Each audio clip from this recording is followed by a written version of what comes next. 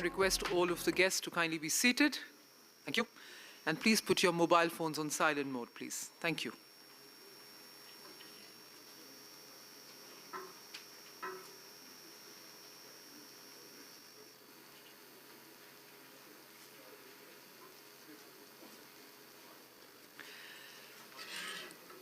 Good morning, ladies and gentlemen, and a hearty warm welcome to each one of you. Thank you very, very much for joining us at DEF Expo 2022, Day 3, and a beautiful Thursday morning. And I can see such wonderful faces in the audience, and of course, these esteemed dignitaries right here on stage. So thank you very much.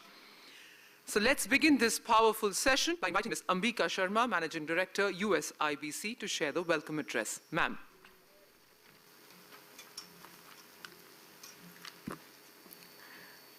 Honorable Raksha Mantri Shri Rajnath Singh Ji, Dr. Ajay Kumar, Defence Secretary, Government of India, Admiral Hari Kumar, Chief of the Naval Staff, Mr. Shukla, President SIDM, Sunil Mishra, senior officials and industry leaders, Namaskar. On behalf of the US-India Business Council and SIDM, I would really like to thank our esteemed dignitaries for their august presence for joining us today at a joint seminar titled New Frontiers, the US-India Defense Cooperation, Next Generation Technology, Innovation and Make in India. You can feel the heaviness and the depth of the content which we are going to discuss from the subject. Being the two largest and thriving democracies, India and the United States are all set to unveil the new phase of defense and economic cooperation in the years to come.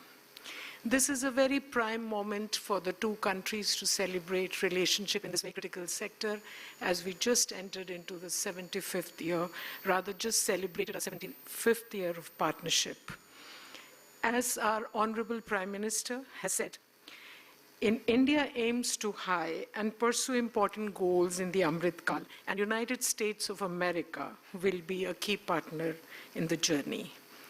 With the rising Atam Vishwas, which is called self-confidence, India is rapidly transforming itself into an Atmanirbhar and a mature and confident economy. The benefits are all there for us to witness and admire. Improved business environment, ease of doing business in attracting the Indian foreign companies is really creating a lot of win-win opportunities for US and Indian companies in the defense space. It goes without saying that US companies, which we represent in India, are primed to move ahead with their business plans in the defense and other related sectors in the country. Since its establishment in 1975, US-India Business Council has been vigorously advocating, rather for more than 4 decades, both in Washington, D.C. and New Delhi, for expanding the economic and security relationship. We have been working very closely with the stakeholders for a very important dialogue, which the Honorable Minister leads from India, called 2+2. So coming back to today's seminar, where you will be hearing our esteemed speakers sharing their vision, we would be making a deep dive into what are the co-production opportunities in the next generation areas that take advantage of thriving technology sector in India. What are the disruptive technology that India has a competitive advantage, and how we can collaborate more. And with these words, sir, we welcome all the dignitaries on the dais, and we wish USIBC SIDM seminar should act as a catalyst in forging enhanced collaborations between the US OEMs, Indian MSMEs, and the SMEs in the technology adoption in key sector. So without any further delay, Mr. Shukla, I would really like to invite you to say a few words in your role as the President of SIDM. Thank you so much.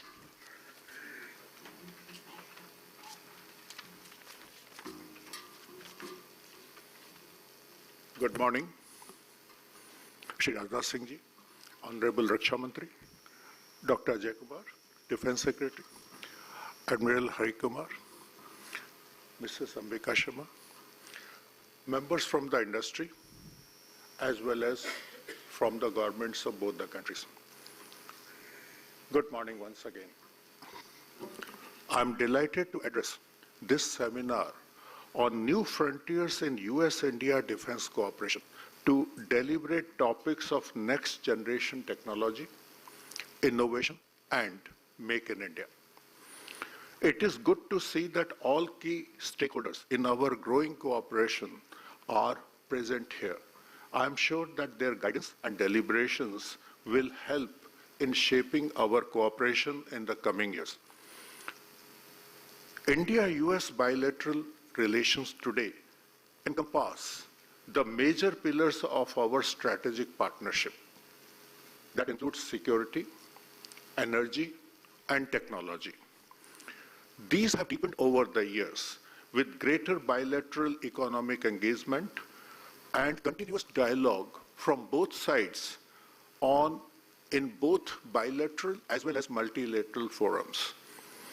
In the last few years, our relationship has expanded into a global partnership based on greater convergence of our views on many issues which concern both the countries.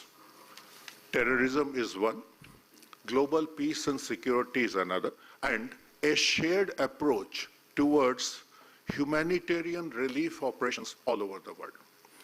Our defense and strategic relationship also encompasses a broad spectrum of activities, from intelligence sharing, joint humanitarian efforts, as well as mutual port visits by the navies of both sides, joint exercises, logistics, trade-in of military hardware, access to a wide array of technologies, and most importantly, co-development and co-production of military systems. The designation of India as a major defense partner and increasing willingness on part of US government to enable high technology transfer through special provisions such as strategic trade authorization, tier 1 license exemption, is facilitating our defense cooperation at industry to industry level. I speak from personal experience. As a chairman of Mahindra Defense and Mahindra Aerospace, I have had wonderful experience of working with US companies,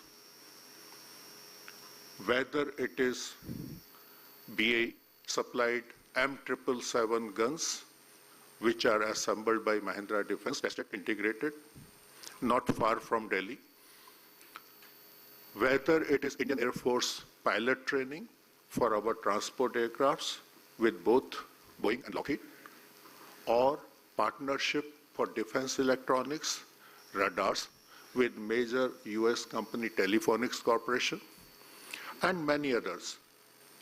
I only spoke about what I have personally seen.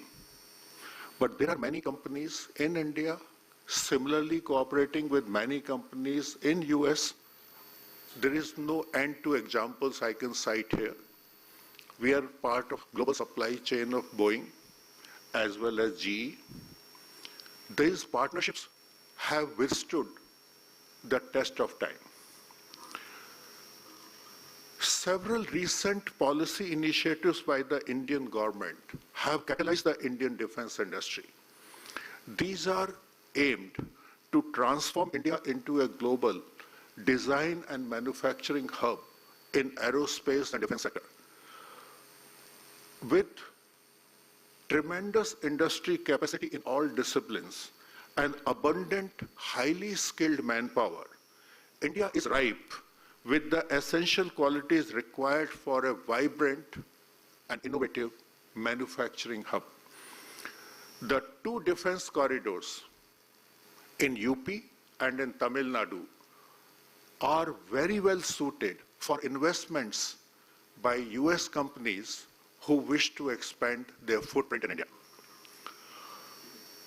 With many US majors having already made investments in setting up technology, design, and manufacturing hubs here, we are certain partnership between the two countries will not only endure, will only strengthen year on year.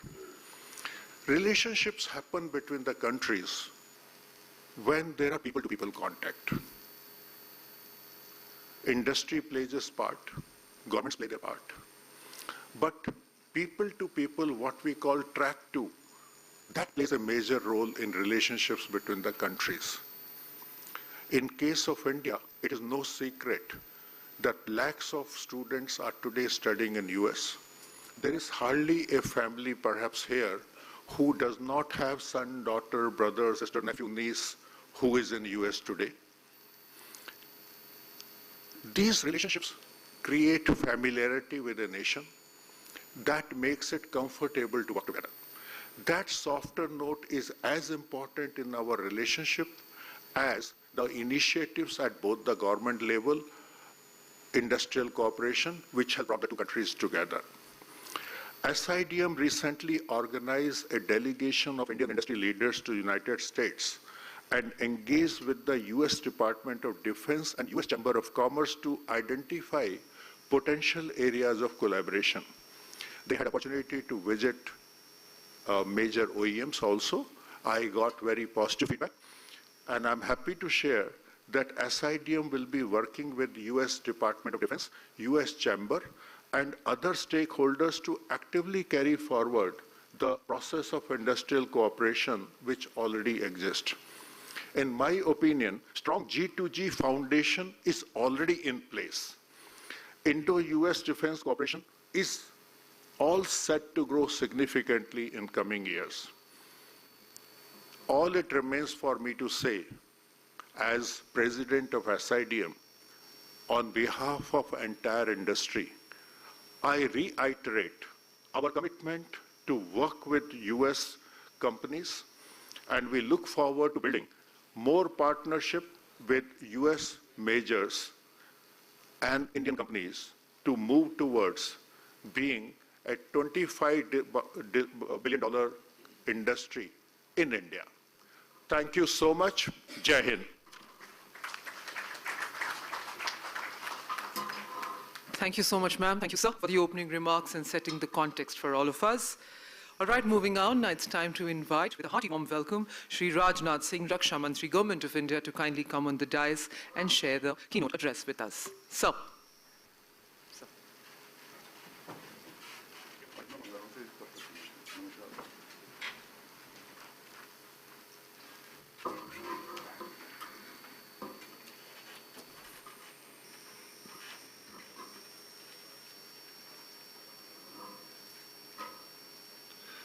ये DISE जो है trial and tested है, इसीलिए मैं खड़ा हो गया, क्योंकि वहाँ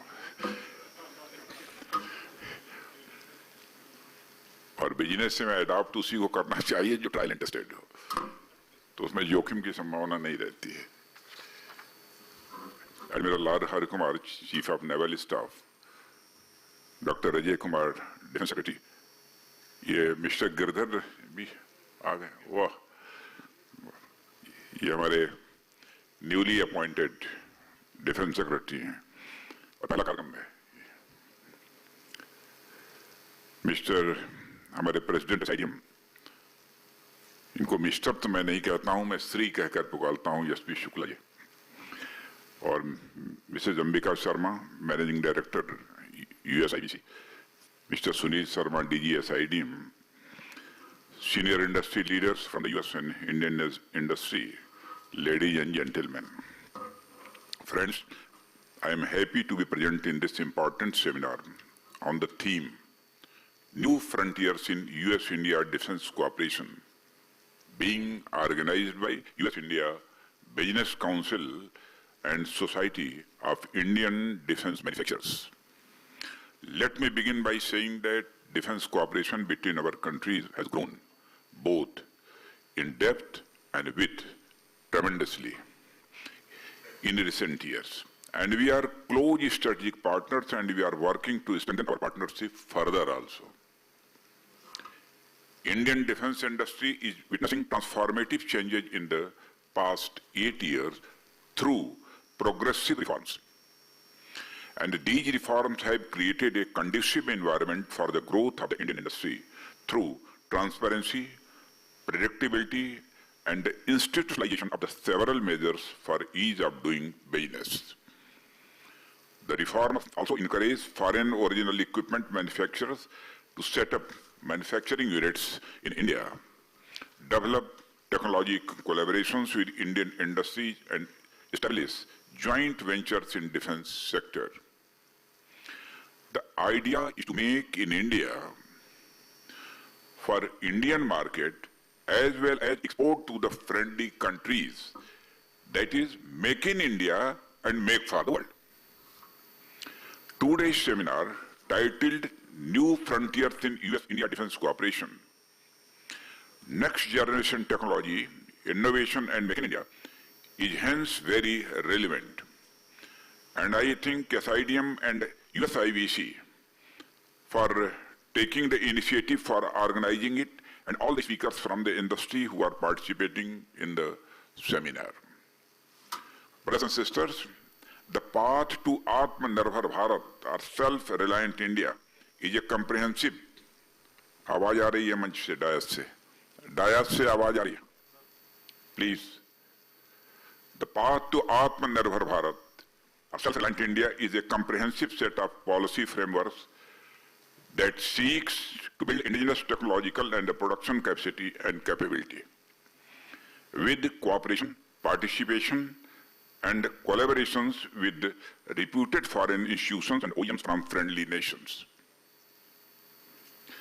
The main objective is to fulfill the requirements of the Indian Defense Forces and at the same time create sustainable long-term linkages to the global supply chains of the foreign OEMs to meet global demands.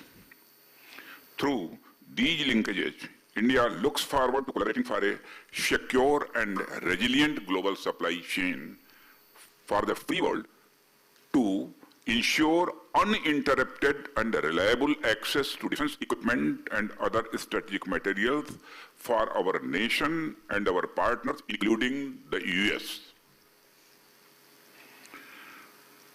Ladies and gentlemen, to achieve these objectives, we have taken a number of steps. The number of procurement categories from domestic industry has been increased to encourage greater participation of the Indian industry and attract foreign companies to manufacture in India. And we are delighted to work with the US, our valued partner, to strengthen our commercial and strategic relationship, and to attract US investment for creating a high technology defense production ecosystem in India. For India, collaboration with US companies would be an important strategic force multiplier, apart from being wealth and job creator.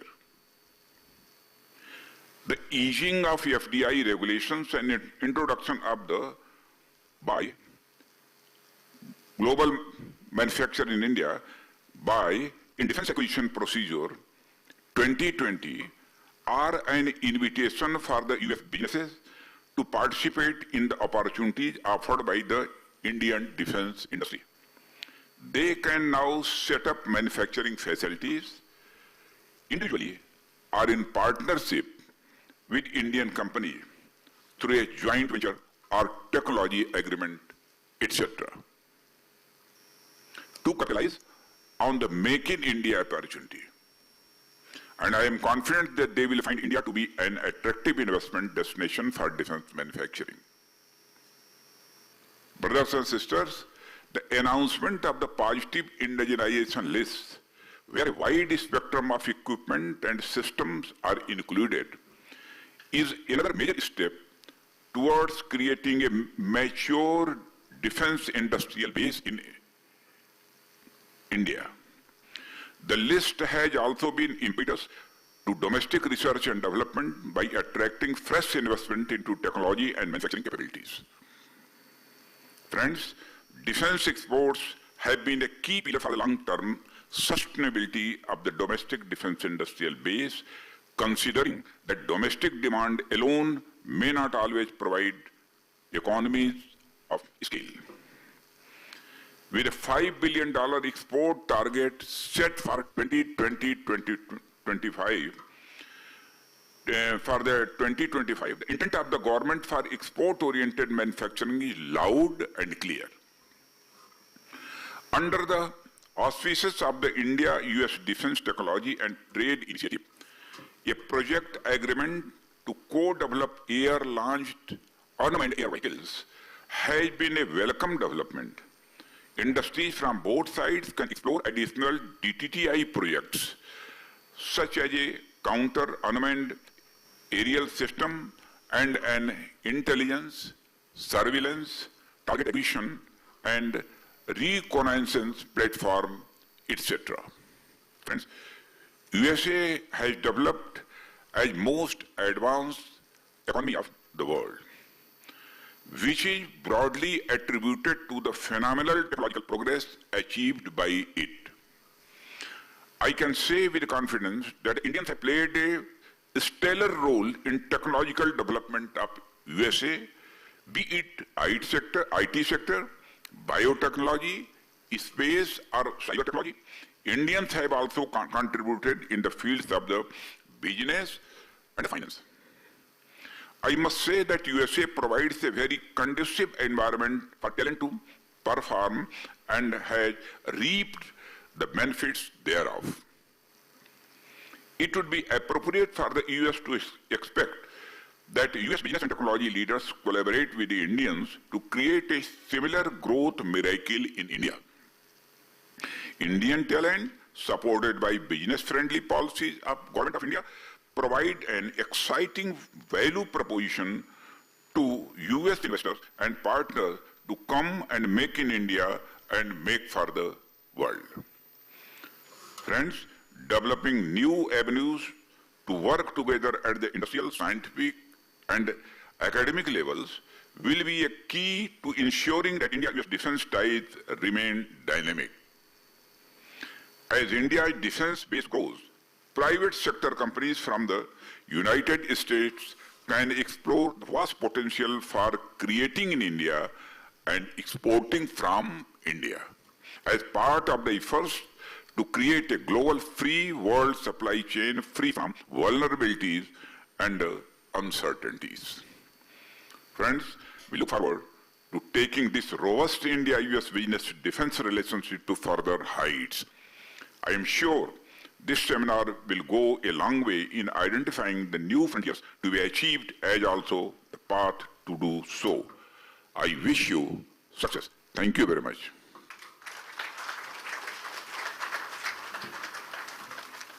Thank you so much, sir. If I can request all our dignitaries to step forward for a commemorative picture, please. Thank you.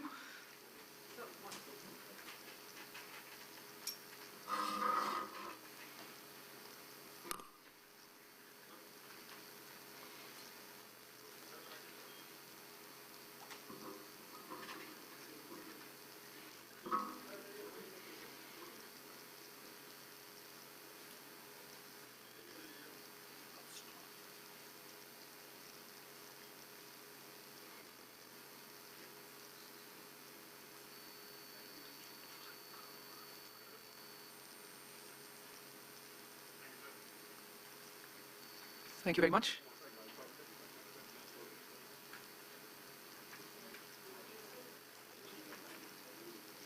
So we'll take a 5-minute break. We'll just do a little arrangement on the stage and we'll start with the panel discussion. So just allow us 5 more minutes. Thank you.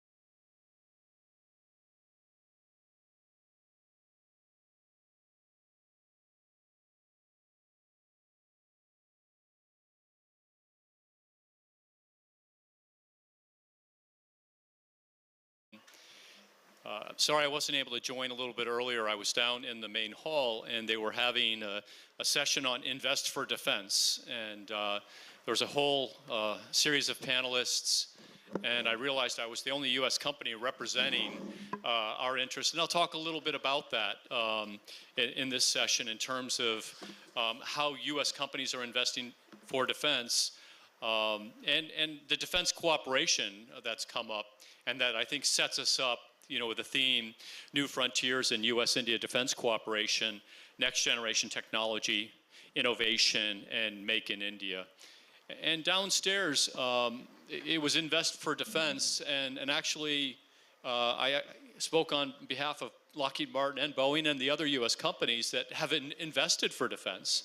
And you might have heard just in the earlier address from the Honorable Raksha Mantri that one of the key catalysts for the foundation that we now have as U.S. companies is through our Indian partners, through the global supply chain.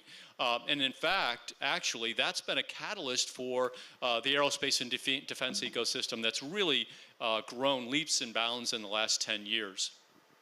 And I'll just give you a few statistics from a KPMG report that came out a couple years ago, and it's been updated recently. And I just want to underscore defense exports as an important element. And then I'll shift to a panel discussion here.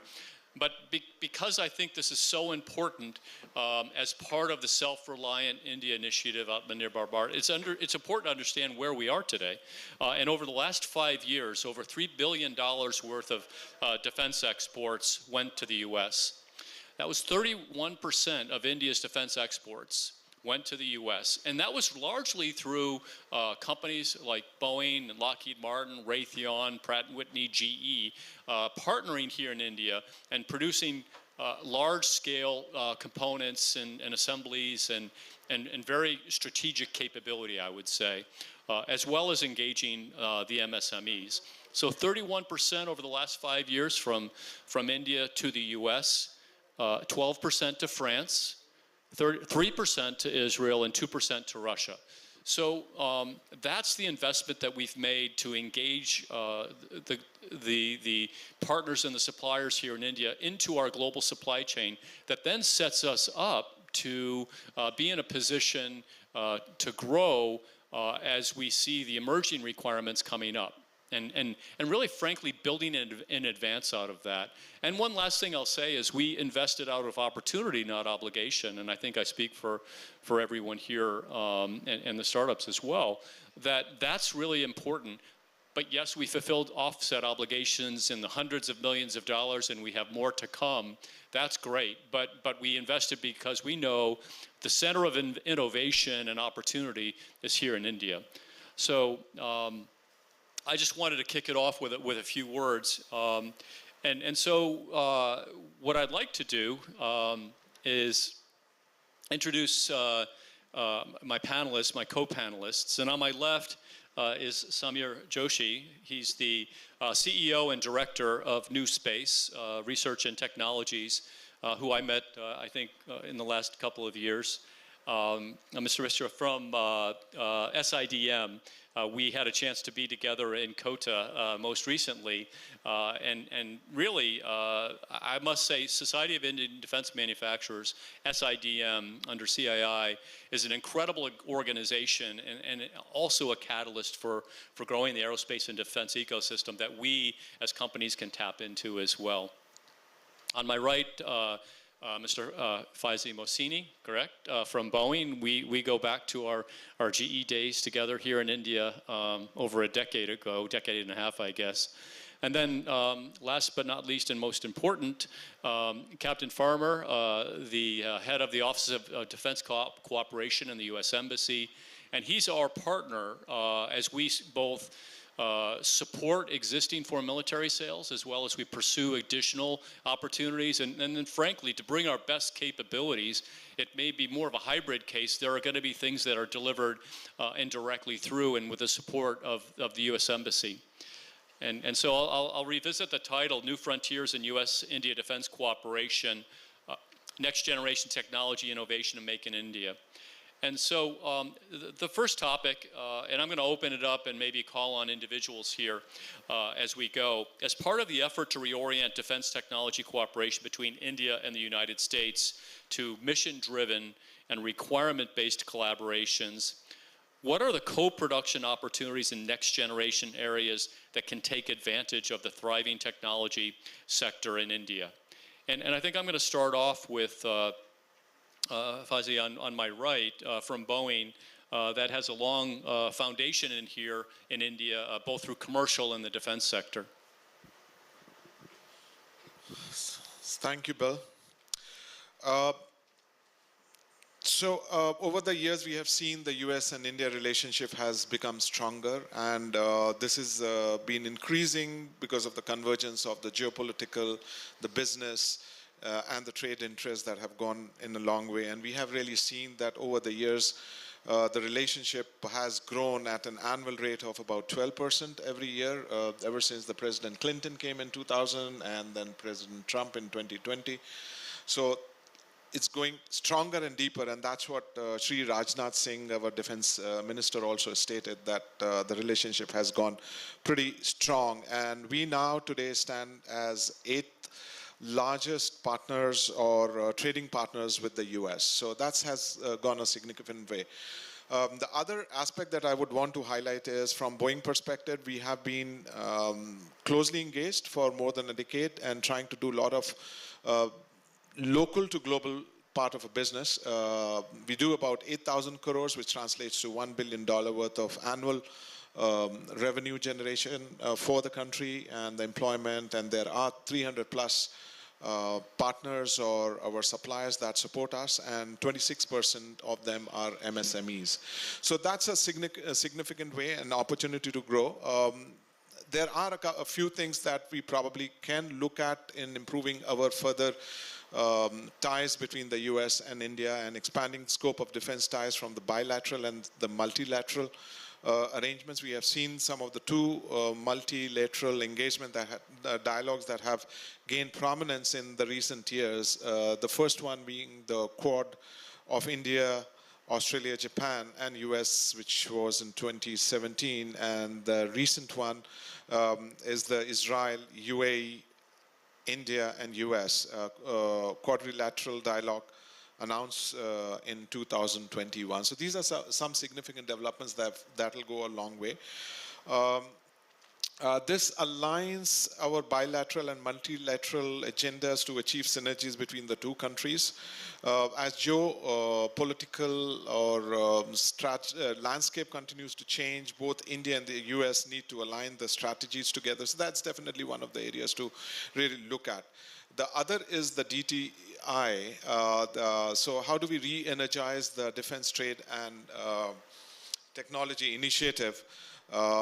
We have been there doing this for over a decade now.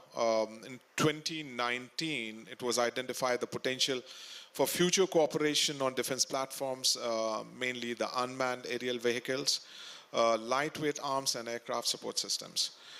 Both the sides need to increase number of initiatives to take this forward. And of course, the funding, that'll go a long way to have collaborative approach and identifying new initiatives to work together between the US and the India, bringing in technologies together. The next one that I see is the special and the preferential treatment for each other. Recognize each other as a unique partner, which we already do, and as mentioned, it's becoming stronger or going stronger.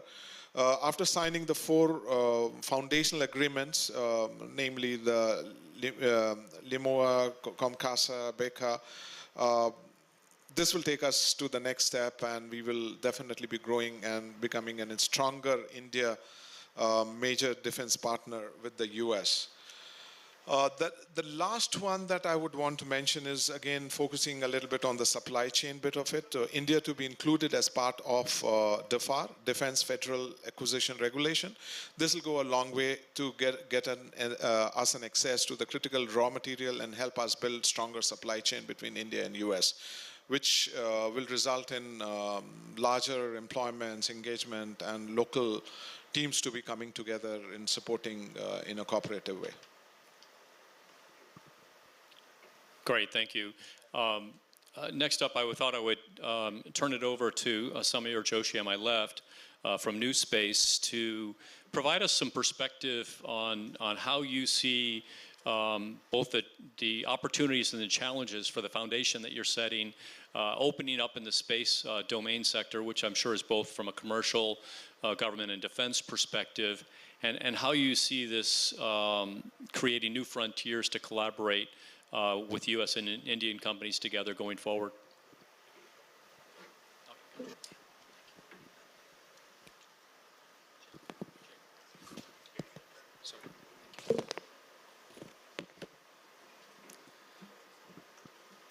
A very good afternoon to everybody in the hall and to my co-panelists. All I can say is that, you know, this fancy word called next-gen missions and technologies, this is something which has to be unraveled. It cannot be done in one small sitting like this and going ahead, but all the right ingredients to do that are sitting on this side of the stage. We have someone who can connect us to the industry, which can do it. We have two champions of the industry. And we have Captain Farmer from the US Embassy who keeps a sharp eye on these engagements. And in between all this is me, a startup champion trying to do business in the field of next generation missions and technologies. So before we even go there, there has to be a definition for this next gen missions and technologies. Inherently, India and US have been partners in philosophy, in terms of trade agreement, whatever side we have been through historical tales, we have always favored each other's democracies, and that's what makes us very unique and very binding. And this facilitates, the special talk, and especially on the field of security discussions. India geopolitically is in a location where we are threatened, by various functions, forms, and I think here the US is a very long-term partner. And we feel that we can definitely, move forward with their support. But so, what is this support? What is this collaboration? The Honorable Raksha Mantri mentioned co-development, co-production. I see a lot of co-production happening, but where is the co-development happening? Now, just before we understand this more, I come back to next generation technologies. So, what exactly are these next generation technologies? I think it's a cusp of rather, it's an amalgamation of, change in warfare that we are seeing across back in countries like Ukraine. A lot of feedback is coming. Suddenly, that old school cannot be the way forward for a lot of us. It's not only about having the right equipment, but more towards the creative usage of that equipment, favored by technological edges. The fourth offset. Going forward, autonomy, AI, and going forward on that. And the larger question is, where is that partnership on these next-gen technologies, which was the mandate of, which is the rather mandate of collaboration opportunities between India and US under the umbrella of, big initiatives like the DTTI happening. So this is somewhere, I think, there has to be some focus. We have to identify technologies. India definitely is a place where a lot of R&D is happening, but is it happening in the right field of aerospace and defense, in that cutting edge autonomy, AI, those aspects? And second is, how do we connect with a similar effort taking place on the other side? Now, William is here, we have people from Boeing and the embassy. Every big major, every prime is now re-energizing themselves to take and spawn out into these fields at a lower subscale. I mean, we have some superb products like the Lockheed Martin HIMARS is changing the battlefield back in Ukraine. But there is also a small drone, a DJI, which kind of localizes the target and gets the HIMARS there. So look at the disparity. Something which is available off the shelf, and there is a multi-million-dollar system which is supporting. Of course, it's the system which kind of creates that shock effect. But the fact is, for the system to be utilized, there is a good amalgamation. So this is where that right amalgamation of next generation technologies and the old school is there. And this is where we in the startup field in India are focusing on. Can you just put on the slide, please? Gentlemen, if you just take a look, this is what is the vision in New Space. Now, interestingly, we have been talking of, this slide basically shows you that no more it's possible to penetrate contested airspace with one single product, one single approach. It has to be an amalgamation of missions, technologies which are overlapping, and you have to unlock every layer defense layer by layer. Now, do we have that, do we have the capability to take on all that iteration? No, we don't. Simply because the value of life everywhere has increased. So there is a definite pipe up of robotic platforms which are going to be engaging with manned elements through teaming, through man-and-man teaming, through higher offset technologies, better communication, mesh networks, network-centric, joint all-domain kind of applications. It is very, very important that these technologies should be the focus of any relationship going forward between India and the US. Simply because what the US is facing is, even with the high technology edge, the advances in the commercial field have reached that level where you can threaten legacy platforms to a great extent. And that's what we're getting a lot of feedback from Russia. Now, you can put this off, please. Thanks. My last point is, DTTI, we have, there's a successful project agreement which has been signed through air-launched drones. I've got a story behind this. The story is that the Air Force Research Lab team came to India back in 2018, and last 6 years had been spent between India and the US in finding that perfect program to start this initiative. They visited a startup in Bangalore in 2018, and there something was spawned out which was air-launched in nature. There was a program, 6 months that engagement went on with the startup, and after 6 months, that startup was out, and it was a G2G engagement with the DRDO and the Air Force Research Lab. What I'm trying to say is that there is enough capability existing for US majors to vet people in India who have a capability, but the process is still something which is on the way. So there is a need for more industry-to-industry cooperation. We have talked to US majors in the last 2 years to come under the umbrella for a eye-to-eye, that is industry-to-industry cooperation.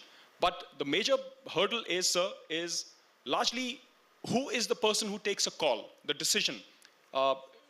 India is bureaucratic enough, but we're realizing all sides, it takes time to work these relationships. So if we want to do something in the next generation field, in AI, in autonomous systems, in robots, the things which will disrupt the normal way of war fighting, it is very, very imperative that not only the process should be sorted out, but there should be a will on American companies to partner with Indian companies. And you shouldn't only be looking at the primes in India. The primes will never be able to give you that DJI which goes into 6 kilometers, because it's not his agenda. For him, it's too small. But there are companies in India who are working on technologies, and we definitely look forward to support from SIDM as well as everybody sitting in the hall. That if this next gen has to be actually understood in toto, there is a need for us to work on future missions and technologies, and there has to be more involvement from India and the US on the same. And last but not the least, onus is also on Indian companies. It's not that a process is set, a connect is made, that things will happen. It doesn't work this way. It is important that the technology should be there. It has to be developed. Only then it can be commercialized. So just having or playing lip service to it, or sitting here and looking at people like us talking, it doesn't augur.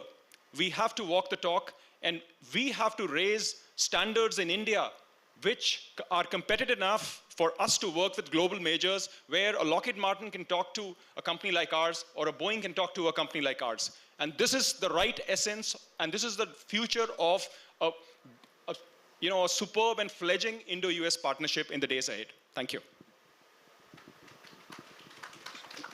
Excellent. No, outstanding comments, Mr. Joshi. And I couldn't agree more. Actually, with representing Lockheed Martin, we had set up the India Innovation Growth Program about 15 years ago. and that actually was intended to incubate startups, and we've evolved it to more recently, how do we integrate the startups into our global supply chain? How do we integrate with startups in terms of co-development of technologies? And there's an example, we just announced an MOU with Garuda Aerospace, and we're providing a software solution, a unique solution for real-time processing capability, but it's a small subset supporting a startup in that case. And we're looking to engage 3AI is another one in Delhi with Vrinda Kapoor. So I think there's some positive examples. The DTTI example actually ultimately is engaging startups with the Air Force Research Lab. And with that, I think those are great examples. We have foundational agreements in place between the U.S. and India that Mr. Mohseni spoke to, and I would like to turn to Captain Farmer next from the U.S. Embassy Office Defense Cooperation Head. A couple of comments have been made already is how do we collaborate? There's a foundation of foreign military sales, and we're trying to see how does that take us forward. And then also there's the framework under the Defense Trade and Technology Initiative, DTTI, that was launched back in 2011 by then Deputy Secretary of Defense Ash Carter. And his vision at the time, I was there in a different role, was to remove friction from the system, find ways for us to work together with Indian industry more effectively, accelerate licensing, and actually evolve to being identifying those technologies that we wanted to co-develop, co-produce with India because it would meet both the U.S. and India's needs. So with that, I would ask Captain Farmer maybe to comment on both the foundation and the future that he sees, both under the government to government as well as the underpinning of industry on both the U.S. and India side. Well, thanks, Bill. I'll start with the foundational part. And those agreements aside, really the foundation of the current defense cooperation relationship exists in the presence of companies like Boeing and Lockheed Martin, and the presence of major U.S. platforms here in India that were purchased either through direct commercial sale or foreign military sale, whether that be the C-17, C-130, the H-64, CH-47, now P-8s and the MH-60 Romeos. And why are those important? So I believe that going forward, one of the foundational aspects is that as U.S. companies source spare parts for those systems, over time growing the supply chains here in India and increasing the amount of Indian procured spares through the support to those programs creates a foundation of industrial cooperation that then leads on to some of these more advanced programs. And what are those programs going to look like? Well, they start with things that are already in existence, whether it be Javelin or Stinger or maybe a Stryker wheeled vehicle that are already in existence but can be produced here in India with a large percentage of Indian content and over time growing. Then the next step after that is designing iterative versions of a Javelin that's been purposely redesigned for high altitude or hot operations, whether it be a multi-role helicopter where we incorporate some of the best aspects of technology that's currently in existence on the US side, and then going forward, clean sheet designs. And so it's kind of a stair-step approach to developing that cooperative industrial agreement and move forward to create the ability to produce those capabilities here in India. And as the Minister of Defense said earlier, it's not just enough to build here in India for two reasons. One is that we cannot realistically expect to make, or for your shareholders' profits to be entirely derived from sales to the Indian military. It's not possible under the budget and with the costs involved. So there has to be make for India, make for the world. And so the idea is then to re-export those things, whether it be an Indian Javelin or whatnot, elsewhere. But having started there, then it goes on to whether it's support for future aircraft programs here or whatnot. And the U.S. government has been clear in as recently as 2 weeks ago, the National Security Council visit, that we want to see that co-production move forward.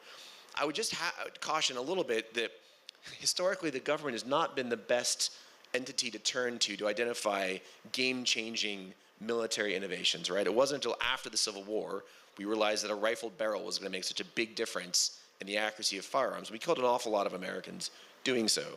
Likewise, the machine gun World War I and the aircraft carrier World War II And then today, as was so aptly pointed out, right, the presence of $400 DJI quadcopters enabling precision strikes, right? So at no point has any of the world's governments or militaries accurately predicted that those innovations would be as game-changing as they are. So what I'm trying to say is that it's probably not a great path for success to wait for the US and Indian governments to tell everyone what it is they should be building that's going to change the world. What makes our two countries great now and an amazing partnership in the future? Democracies, capitalist markets, right? And what do capitalist markets do? They find the best solutions at the lowest prices to the problems that are existing. And I believe, and what we're working towards on the US government side, is to create as much room for maneuver as US and Indian companies need to create those products is the way forward and the best path to success. I hope that answers your question just a little bit.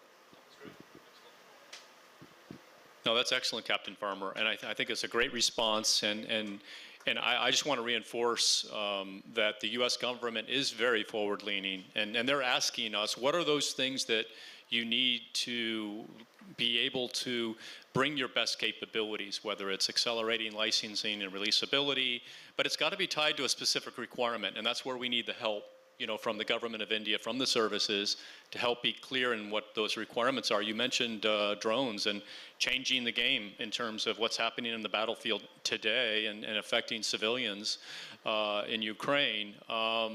There's, you know, companies here, both in India and US, have demonstrated, you know, laser capability to engage drones because you need a different solution to counter a very different threat.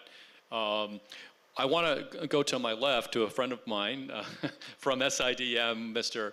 Sunil Mishra, and we have engaged Indian industry in many different ways. And I mentioned in my opening remarks that we often look at the very large Indian defense companies, the Tata, L&T, Mahindra, now Adani coming on. But I think really the heart of Indian industry and scale is the MSMEs, and I have to also mention the DPSUs, the Defense Public Sector Units, established the foundation here, for which now the private sector is coming up to be a counterbalance to that. So that's a unique dynamic. How do you see that foundation, and what do you see as the future, and then what can we do, I would say, as U.S. companies, as we already are part of Make in India and the Self-Reliant India Initiative, know that there's a tremendous future of collaboration to grow together. Thank you, Bill. A very good afternoon to everyone. What is happening in India in the last 5-7 years is extremely interesting. I would tend to say it's a tectonic shift in the whole approach and the policy framework which has been created in the last 5-7 years. You're right, we have a very large segment of DPSUs, the existing ones, earlier ones, and the 7 newly carved out from the Ordnance Factory Board. They definitely have, and also the DRDO. So that establishment, which has been there for a long time, has knowledge, value, and now I see that there is a desire to change and be more efficient. And that will also require a new, more efficient value chain. How much of it will happen, when it will happen, I'm not very sure, but that direction is very clear from the government also. We have a very nascent, if I can put it that way, private sector in the defense industry. And all those industries which are the large ones, L&T, Bharat Forge, Mahindra, TASL, they are large companies which have been there in existence, and they have been in other businesses and have got into defense manufacturing over the last 15-20 years. They also require a robust supply chain, which is developing. Foreign OEMs like yours, Boeing, and many others, we find, at least when I travel around the country and meet industry, there's a huge number of industry which is very interested in becoming part of the value chain. Many of them want to understand, they're very curious as to what is happening. Here itself, I've been meeting today morning, just before this seminar, met a few companies from Ahmedabad who said that I am doing this, how can I be part of the value chain of FOEMs or private companies. We have worked together on those goals, and very successfully in the last couple of years, where SIDM and Lockheed Martin came together, and some 100 vendors have been identified, and perhaps they are working with you. But this can be much, much more, because Indian industry, and I'll recall, you will recall when we went to Kota, we found an industry which neither I knew about it nor you knew about it, and it was world class. They were already supplying to everybody in aerospace around the world, and it was a gem which was hidden in Kota. So those kind of very good industries are scattered around the country in the medium, small, and even large industry. And how it has happened, most of the, if I go into a little bit of history, pre-91, we were working under a framework which was restrictive, which had licenses, which had quotas. And 91, when we opened up the economy, the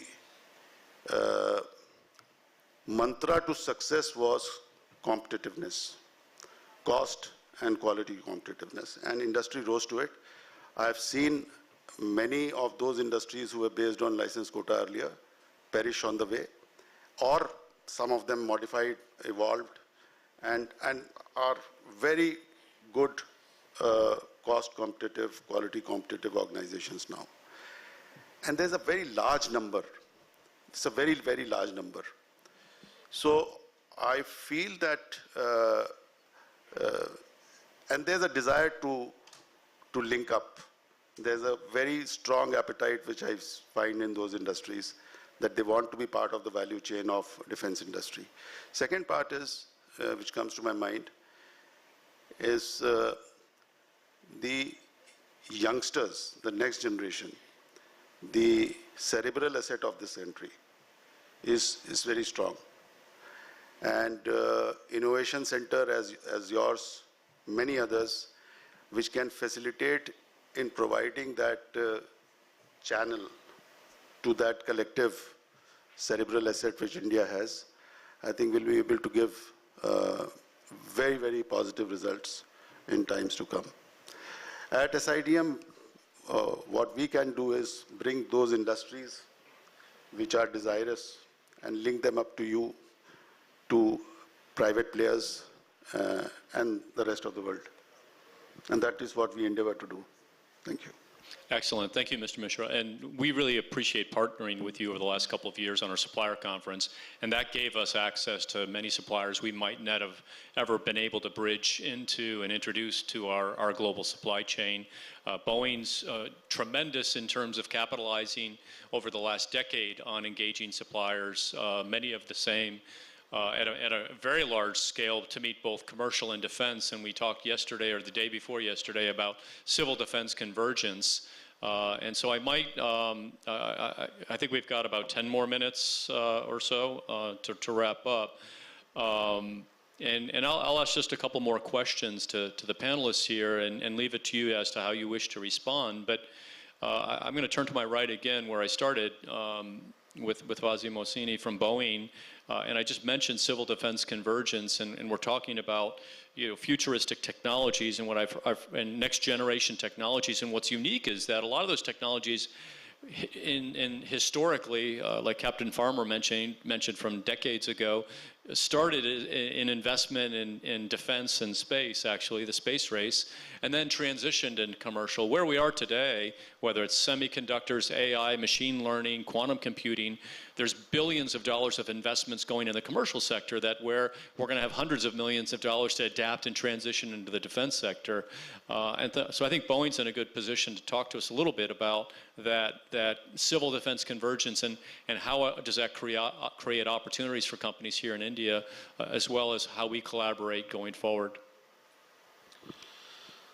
Thank you, Bill. So I think it's a very interesting question, and in fact, when we look at some of the work that we have done, and I'll give an example specifically on our P-8 aircrafts with Indian Navy, that is something that we have been working back in the US. These aircrafts have been in country for over 8 years now, which requires we call it a phase 32 check. It's an 8-year check where you just remove most of the panels, mission systems, and everything. As a standard process, we would have gone and taken this aircraft back in the US for this phase 32 check, which takes close to half a year to go through this process. The convergence of civil and defense, as you mentioned, Bill, we looked at possible partnerships here in India where we can leverage, and this was being considered as first time outside the US to do such an activity, which we have never done. We looked at our partners and then eventually shortlisted Airworks as one of our partners to do this phase 32 check in country.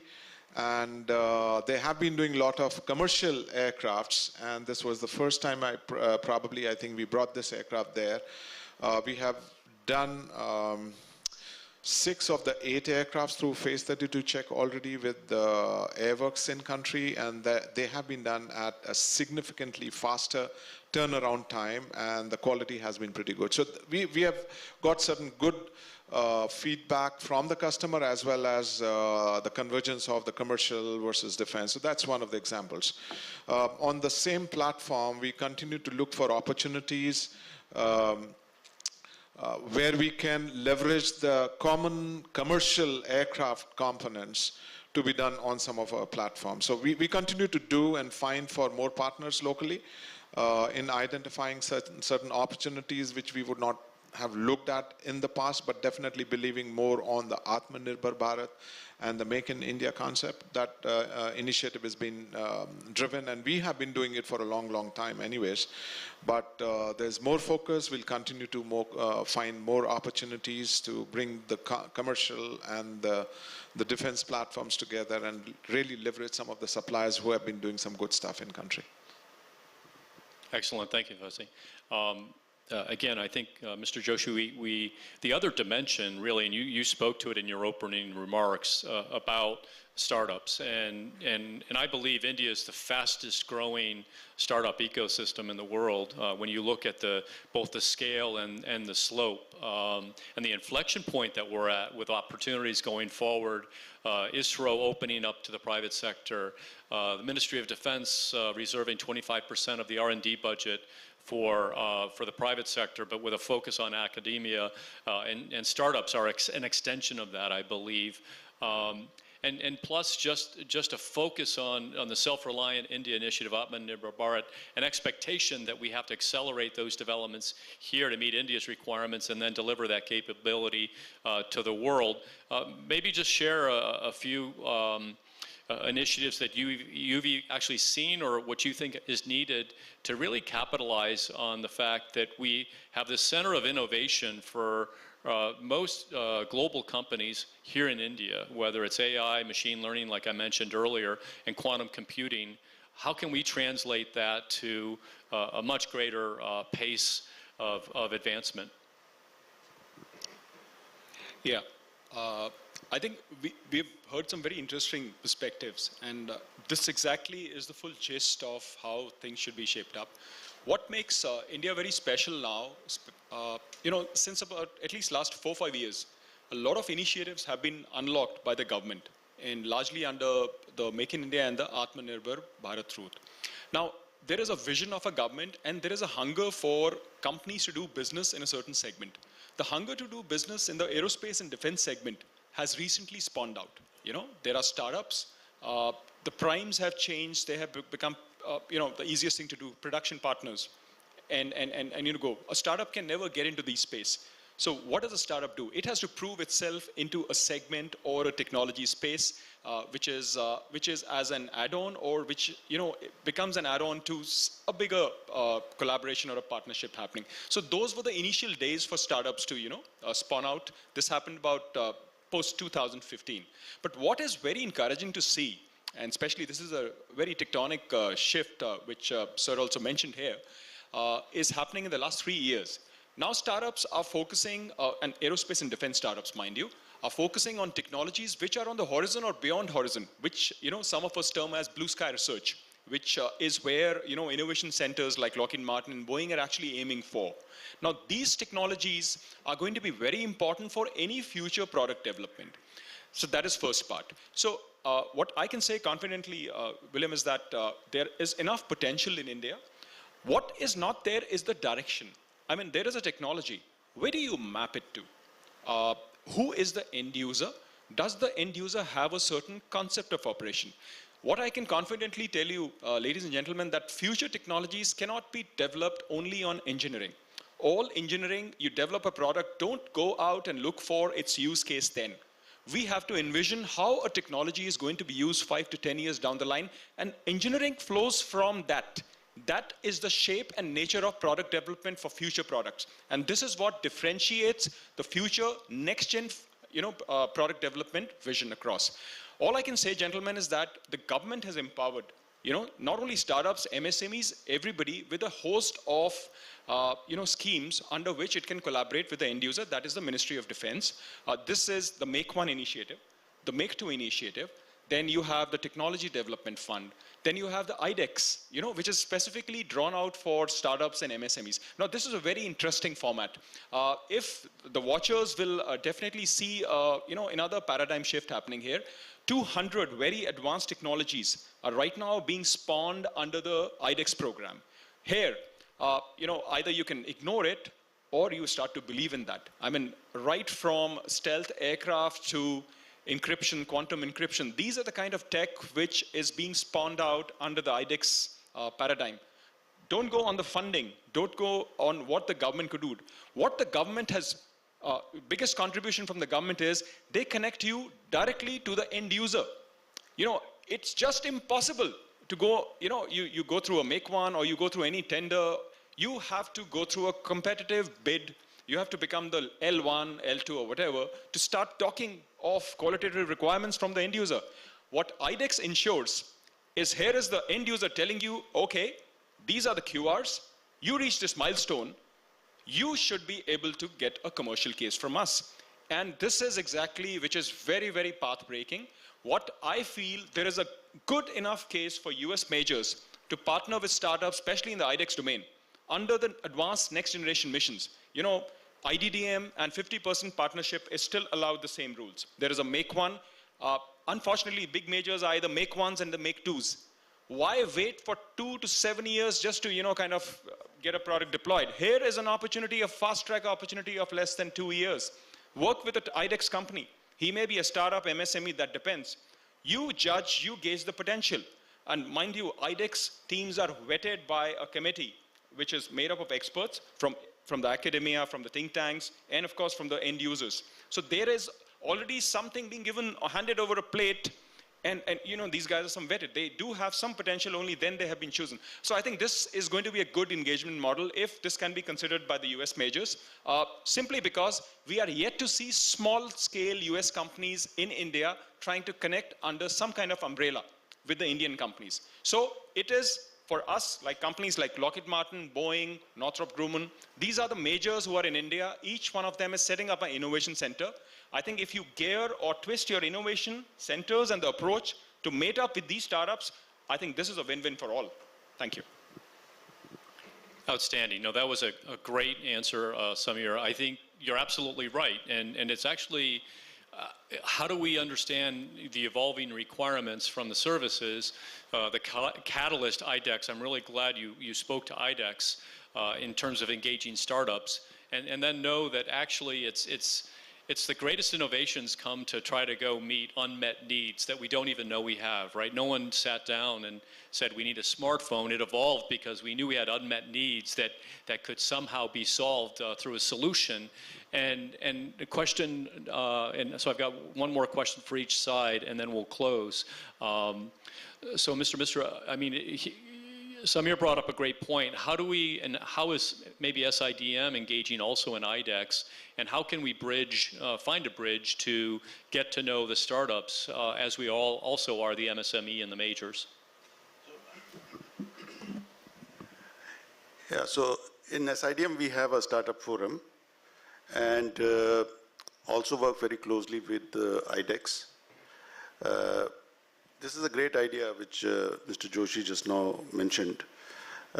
Bringing IDEX winners and IDEX startups and link them up with larger companies like yours.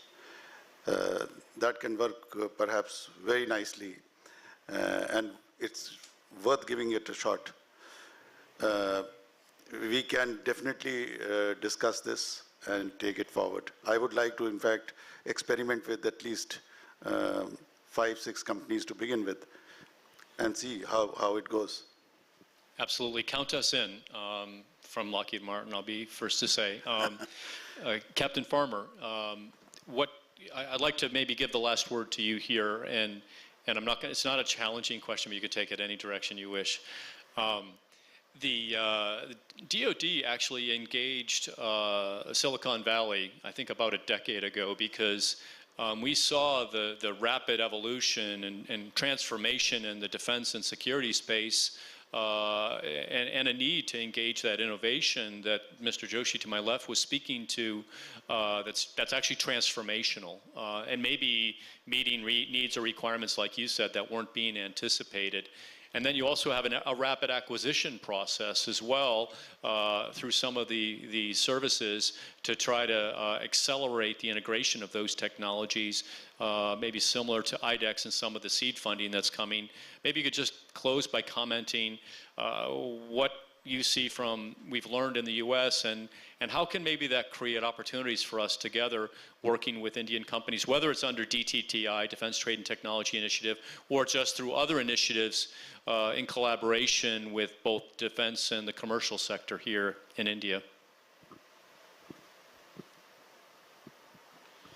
So that's an interesting question, Bill. I think for the U.S.-India partnership, the way we're getting after this, and there's a couple things already in motion, but there's an entire series of dialogues built off of the Undersecretary of Defense for Research and Development Engineering, as well as the Undersecretary of Defense for Acquisition and Sustainment.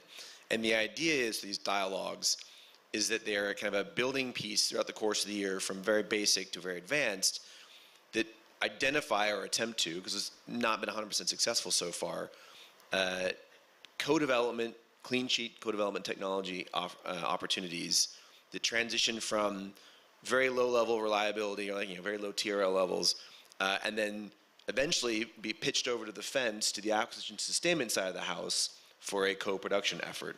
Now again, these are nascent opportunities, but this is the closest thing in the U.S.-India partnership that kind of tracks on the Defense Innovation Unit, DARPA, IARPA. I mean, there's all these ARPAs now in the U.S. as we try and figure out how to leverage that very fast-paced, cycle of development and destruction that the commercial side. Although I will say that, even though I'm here in a government outfit representing the U.S. government, I'm not always 100% convinced that the governments are the best way to solve these problems, right? I mean, the iPhone's a great example.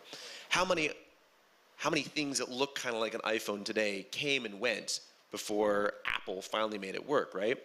Whereas the U.S. military, still to this day uses a device that's about 5 times the size, 4 times the weight, and cost about $80,000 a piece to do what you can do with an iPhone today, right? Whether it's targeting or secure communications.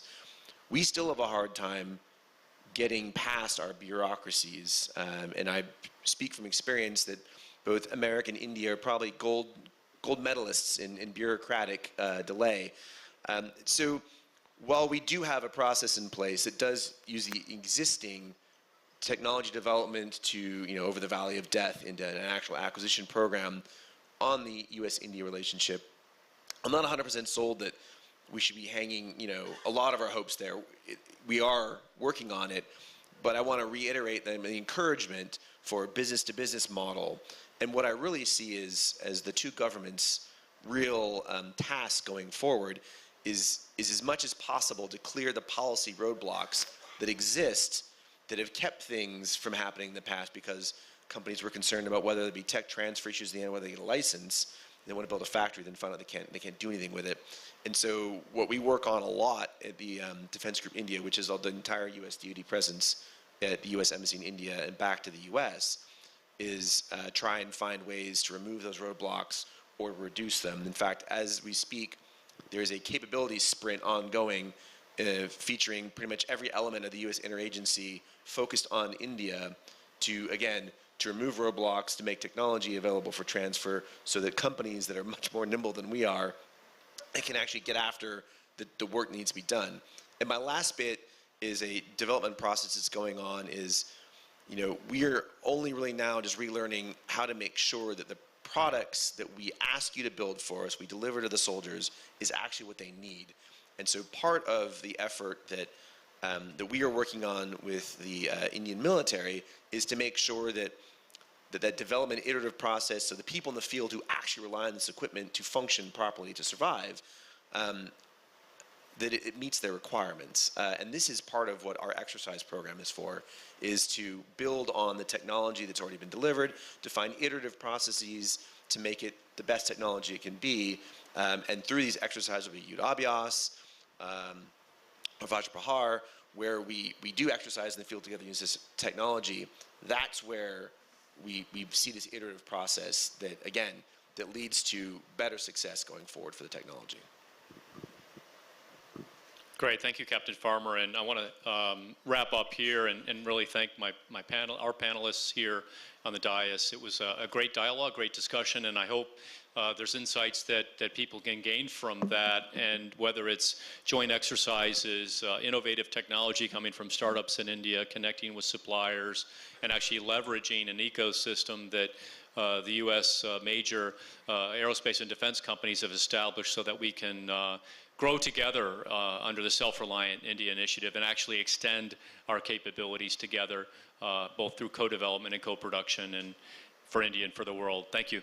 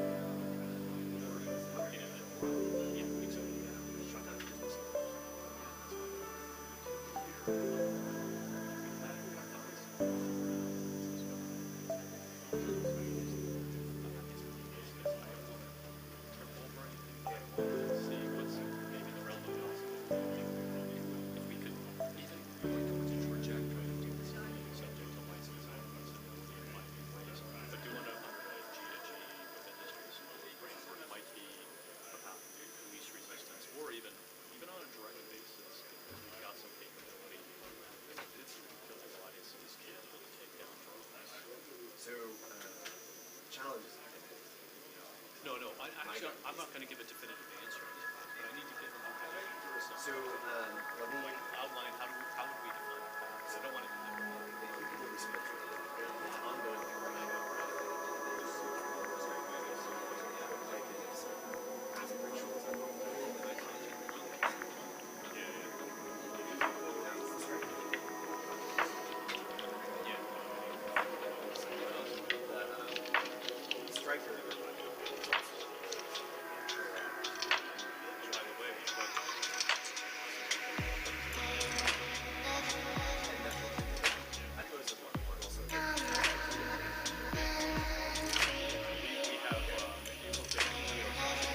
We've been competing with a different technology, but getting to the same level as maybe different applications.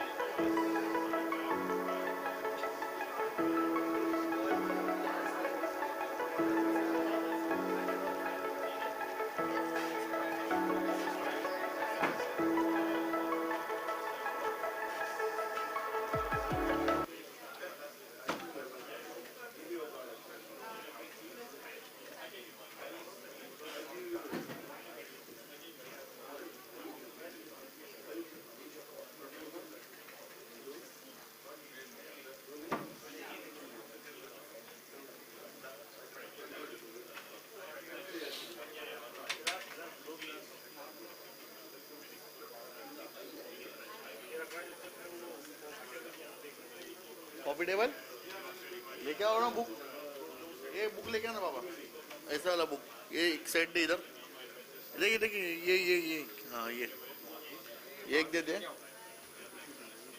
और एक दे ये book दे वो book दे वैसे same लेके और एक, ठीक है, 2